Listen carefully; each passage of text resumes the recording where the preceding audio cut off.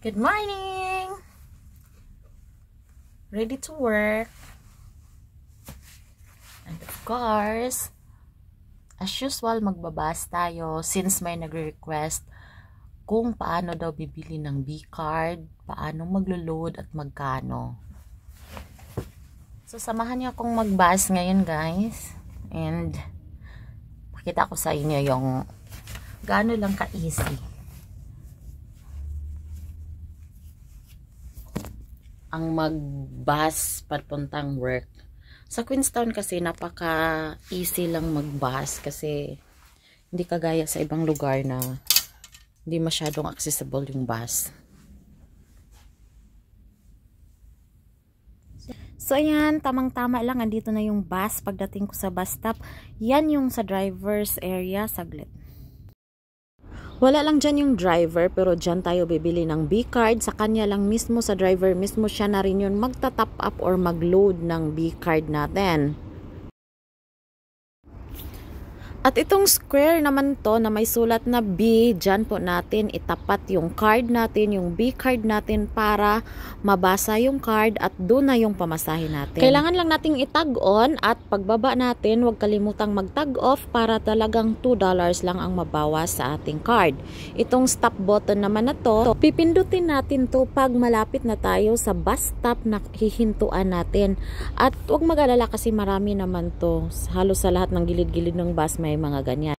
Ganyan yung pag-tag on ng B-card natin sa machine na yan at pagbaba natin, ganyan-ganyan din ang gawin natin. Itapat lang natin, automatic na yan siyang mababasa dyan.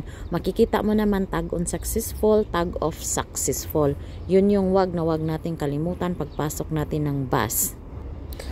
Dito nakababa na po tayo at ito yung view na madadaanan ko papunta sa duty. Diba ang ganda-ganda ng tanawin, medyo makulimlim, maulap.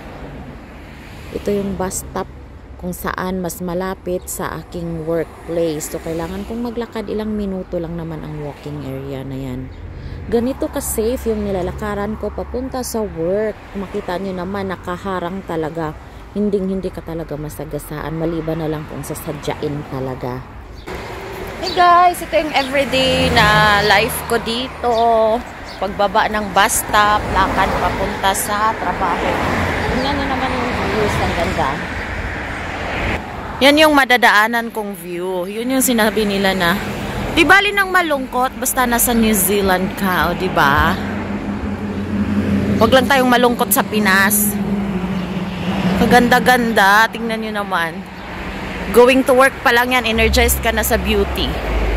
At ito naman yung bus stop, pauwi. Galing na ako ng work nito, yung mga kasamahan ko yung nakaupo dyan. Ito pala yung apps na gamit ko, malaman ko kung nasaan na yung bus. Ayan, 10 minutes na yung inaantay kong bus. Ang tawag ng apps na yan ay Transit. I-download lang natin yan, tapos i-on natin yung location natin at malulukit na natin kung ilang minutes darating yung bus, kung saang bus stop tayo naghihintay, ganyan. So, na-install ko na yan siya. So, i-open natin at dyan, Viola, makikita na natin yung upcoming bus at saan papunta yung mga bus na hinihintay natin. No? Kagaya niyan. 3 minutes going to Fernhill, mga ganon. So, ayan, I'm home na, guys. Makita na ninyo ang forma sa before work and after work. Ganina, fresh patakayon, no? Karon murag fresh gihapon. Ay, sus. It's a busy day, pero sige lang, laban. So, maano to siya, guys. Nga na lang kasimple mag-bus. Basta remember lang dapat na palagi kang may B-card. At yung B-card na yun, doon lang natin bibilhin sa driver. May nakita akong tao sa labas. Tapos, ayun, mag-top up lang or yung mag-load. Top up kasi yung term nila dito. Top up natin yung card natin sa driver. Cash lang ang gamit pag nagta-top up. Walang card. Kasi wala silang machine sa card. Ganon. Kaya kailangan lagi kang may cash. Kaya ako hindi ako nawawala ng cash. Pwede mo naman siyang gawin online. Online yung pagta-top up. Pupunta ka sa website ng ng B-card na yon, ng transportation nila. Ganon.